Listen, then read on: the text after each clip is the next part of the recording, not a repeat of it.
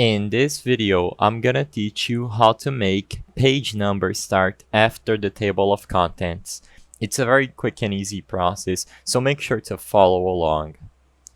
Now, make sure you are running the latest version available of the app before following through with this video. Afterwards, click the specific page where you want to divide or insert the section. Click on Page Layout Breaks and Next Page.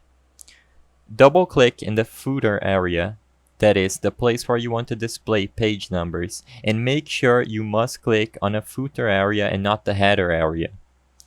This will open up the Design tab under Header and Footer Tools, and you can click the link to previous to turn it off and unlink the header or footer from the previous section. Click on Page Number, Format Page Numbers to open the Page Number Format dialog box. Now, to start numbering with 1, click on Start At and type the number.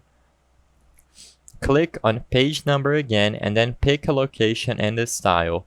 For example, click on the bottom of the page and choose the design for the numbering that you would like.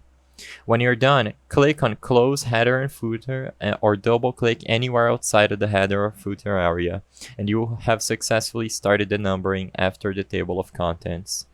I hope I was able to help you on how to make page numbers start after the table of contents. If this video helped you, please be sure to leave a like and subscribe for more quick and easy tips.